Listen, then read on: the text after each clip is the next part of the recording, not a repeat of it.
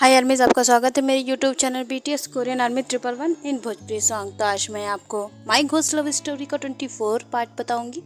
चलिए story start करते हैं। पिछले पार्ट में हमने देखा था कि ते के बेसमेंट में जो दो लोग होते हैं उन्हें देखकर सभी शौक हो जाते हैं। वो कोई और नहीं, गगन और जूही होते हैं जो कि लीसा के लिए काम करते हैं। यहाँ पर उन लोगों से कुछ सवाल पूछे जाते हैं और वो लोग जवाब नहीं देते हैं कि तुम लोग क्या करने गए थे और तुम लोगों का लीसा से क्या ताल्लुक़ है। तो फिर वो लोग बताते हैं कि हमारा उनसे कोई ताल्लुक़ नहीं है और हम उनके बारे में कुछ भी नहीं जानते हैं। तो फिर वहाँ पर उन लोगों को टॉर्चर किया जाता है और फिर कहा जाता है अगर तुम लोगों ने बता दिया तो तुम लोगों को छोड़ दिया जाएगा, वरना नहीं। अब बहुत ज़्यादा ही सब ते की बात सुन के हैरान हो जाते हैं और फिर रोज़ कहती है तुम ऐसा नहीं कर सकते हो। अगर तुमने इन्हें छोड़ दिया ये लोग जितनी भी जाने लिए हैं उसकी दुगनी लेंगे। ते कहता है इन लोगों से सच निकलवाने के लिए ये तो ज़रूरी है।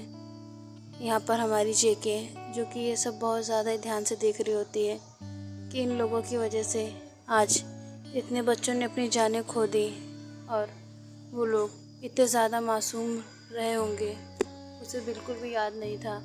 और वो बच्चों का स्वभाव बहुत अच्छी तरीके से जानती थी।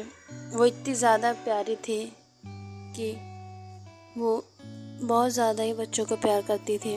यहाँ पर गगन और जूही डर के मारे उससे बताते हैं कि उन्होंने ही हम लोगों से उतने सारे बच्चों को मरवाया, क्योंकि वो एक आत्मा है जो कि एक शरीर पे कब्जा करके रखी हुई है। और देखो तो पहले से ही पता होता है कि लीसा मर चुकी है, तो उसके मुंह से निकल जाता है कि हाँ आगे बताओ, मुझे ये पता है। ये बात उसे युंगी नहीं बताई होती है, जो कि युंगी ये सब जानता था, इसलिए वो भी कोई रिएक्ट नहीं करता। यहाँ पर रोज़ जो कि दोनों को देखकर हैरान होती है कि इन लोगों को सब पता है और वो उससे उगलवाते हैं। तो वो बताता है कि वो अपने आप को बहुत ज़्यादा ही अच्छा बनाने के लिए ये सब करती हैं और उन लोगों ने बहुत ज़्यादा ही लोगों को जान मारा है। और तो और उन्होंने बिल्लियों को भी नहीं छोड़ा, उनकी भी बलि देकर वो अपने शरीर को तरोताज़ा रख रही हैं। और वो जब उस अनाथ आश्रम के बारे में पूछता है तुम जियोन अनाथ आश्रम में क्यों गए थे, तो वहाँ पर क्या तुम लोगों ने किसी को मारा।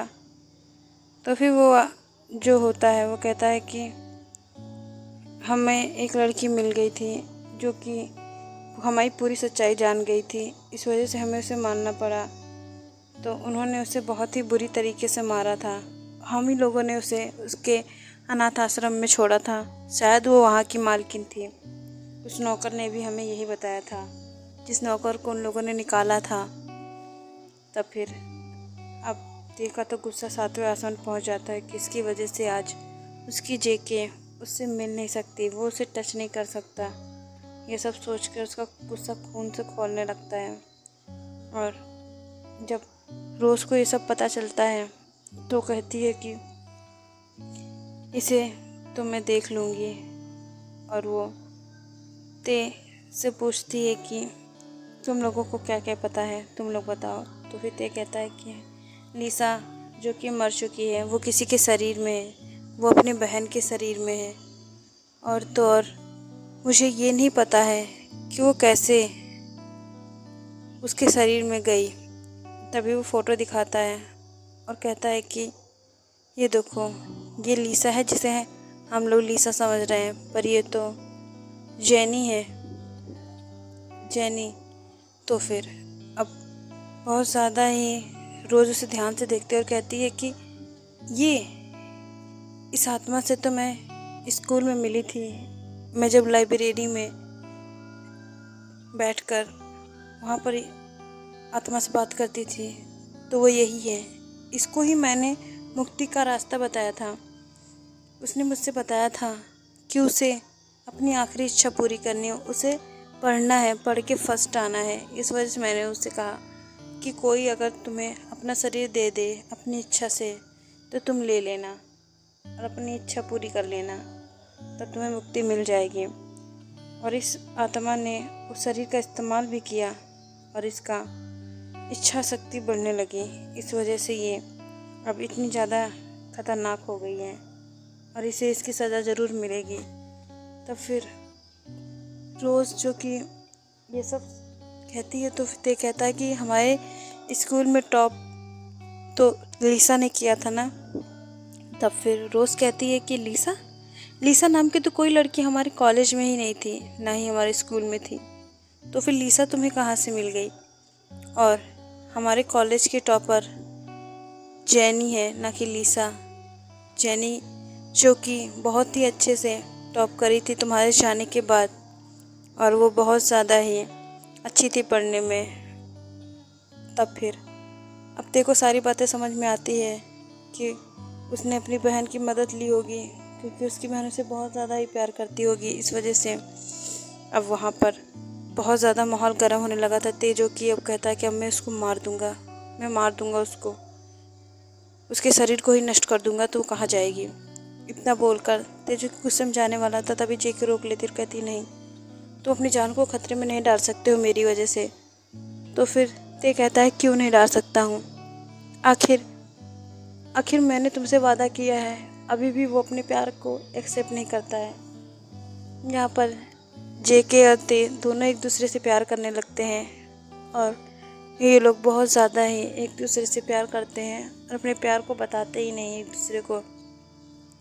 रोज़ जो कि बहुत ज़्यादा ही अब इन लोगों को देख रही होती है कि दोनों कितना ज़्यादा एक दूसरे से प्यार करते हैं, लेकिन भगवान को कुछ और ही मंजूर है। एक आत्मा और एक इंसान का मिलन कभी नहीं हो सकता है, तो फिर ये लोग कैसे एक होंगे? और एक दूसरे का इतना प्यार देखकर वो दोनों बहुत ज़्यादा ही एक दूसरे को देख रहे होते हैं। ते जो कि लीसा के बारे में सब कुछ जान चुका था और वो अब गुस्से से वहाँ से जाने वाला होता है, तभी जो कि सब उसे रोक लेते हैं। और गगन जो कि बताता है कि मैम ने बहुत ज़्यादा ही गुनाह किए हैं, वो बस सबको मार रही हैं। वो अपने डैड और मॉम से बहुत ज़्यादा नफरत करती थी, इसलिए उन्हें भी मार दिया। और तो और जिस शरीर में वो रह रही हैं उसके घर वालों को भी मार दिया। तब फिर ते का गुस्सा जो कि 7वें आसमान पे होता है, सब गगन की बात सुन रहे होते हैं, तभी ते वहाँ से निकलकर लीसा के घर चला जाता है। और वो बहुत ज़्यादा फुल स्पीड में गाड़ी चला रहा था। लीसा के घर जाने के बाद जब वो हॉल में पहुँचता है तो वहाँ सर्वेंट काम कर रही होती है। सर्वेंट को देखकर बहुत ज़्यादा ही वो गुस्से में होता है, तो सर्वेंट उससे पूछती है कि सर अब बैठिए, मैं भी मैम को बुला कर लाती हूँ। सर्वेंट जो कि वहाँ पर ते को बैठा देती है और उससे चाय कॉफ़ी पूछने लगती है। ते उसे मना कर देता है। तभी सर्वेंट जो कि लीसा के रूम में जाती है और उससे पूछती है और बताती है, मैम क्या आपने सर को बुलाया था?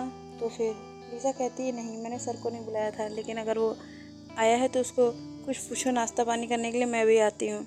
तभी वहाँ पर जो कि ते होता है वो उसे मना किया होता है, तो वो बता देती है कि मैंने सर से पूछा था, सर ने मना कर दिया। तो फिर लीसा कहती है ठीक है, तुम चलो मैं आती हूँ। और वो अपने कपड़े चेंज करके नाइट सूट जो कि काफ़ी छोटा होता है उसे पहनकर ते के सामने आ जाती है। ते उसे देखकर बहुत ज़्यादा गुस्सा होता है, लेकिन वो अपने आप को कंट्रोल करके कहता है कि तुम बहुत ज़्यादा अच्छी लग रही हो। तो फिर लीसा कहती है हाँ मुझे पता है, चलो चलते हैं, मैं तुम्हें कहीं लेकर जाना चाहती हूँ। और वहाँ लेकर जाती, वहाँ बहुत ज़्यादा ही सुंदरता से सब कुछ सजाया होता है। ते को बहुत ज़्यादा ही बात कर रही होती ते से। ते उससे कुछ पूछना चाहता था और उससे सब सच उगलवाना चाहता था, जिस वजह से वो उसके पीछे पीछे चला जाता है। उससे बहुत प्यारी प्यारी बातें करता है, उसका फेस अपने हाथ में लेकर उसे बहुत ज़्यादा ही प्यार से बातें कर रहा था। और यहाँ पर लीसा जो कि उससे बहुत अच्छे से बातें कर रही होती है और कहती है कि मैं तुम्हें कुछ दिखाना चाहती हूँ, मैं तुमसे बहुत ज़्यादा प्यार करती हूँ और तुम भी मुझसे बहुत ज़्यादा प्यार करते हो, इस वजह से मैं तुम्हें बहुत ज़्यादा ही सरप्राइज़ देना चाहती हूँ, बहुत बड़ा। और वो तभी जो कि बहुत ज़्यादा ही बड़ा चाकू होता है उसके पास, वो डायरेक्ट ही ते के सीने में बहुत तेज़ से वार करती है, जिससे ते जो कि दर्द में तड़पने लगता है। उसे बिल्कुल भी आइडिया नहीं था कि लीसा ऐसा कुछ कर सकती है। वो लीसा को कितने शिद्दत से चाहता था। यहाँ पर उसके घर वालों ने भी उसे बहुत ज़्यादा मना किया था, लेकिन लीसा ने तो उसे मार ही डाला। और यहाँ पर बहुत ज़्यादा ही बुरी तरीके से उसके खून निकल रहा था। लीसा जो कि हंस रही होती है और कह रही होती है कि तुम्हें पता है, मुझे सब पता है कि मेरे चमचों ने तुम्हें सब कुछ बता दिया, क्योंकि वहाँ पर जूही के गले में एक ट्रैगर फिक्स किया हूँ मैंने, और उसके जो लगाया है उससे मुझे सब सुनाई देता है, और वो कहाँ जाती है कहाँ नहीं। और तुम्हारे गार्ड्स को मैंने देख लिया था मेरे घर से उन दोनों को उठाते हुए। तो तुमने कैसे सोच लिया कि मैं तुम्हें छोड़ दूँगी? आज तक मैंने किसी भी इंसान को नहीं छोड़ा जो मुझसे पंगा ले रहा है, तो मैं तुम्हें कैसे छोड़ दूँ? और तो और तुम्हें मैं बिल्कुल भी नहीं छोड़ सकती हूँ, क्योंकि तुम मेरे लिए खतरा साबित हो सकते हो। इसलिए प्लीज़ मुझे माफ़ कर देना। और वो ये कह के बहुत ही बुरी तरीके से, बहुत डरावनी तरीके से हंसने लगती है। ओके यार, मैं इस पार्ट को मैं एंड करती हूँ। नेक्स्ट पार्ट में जानेंगे कि अब आगे क्या होगा। तो आप लोग रेडी रहिएगा। और ये स्टोरी आपको कैसी लग रही है आप बता दीजिए। और व्यूज़ कम हो गए हैं कि आप लोग शेयर नहीं कर रहे हैं, प्लीज़ आर्मी कमेंट करिए और मुझे बताइए कि स्टोरी कैसी है। बाय आर्मी, सरांगे, लव यू सो मच।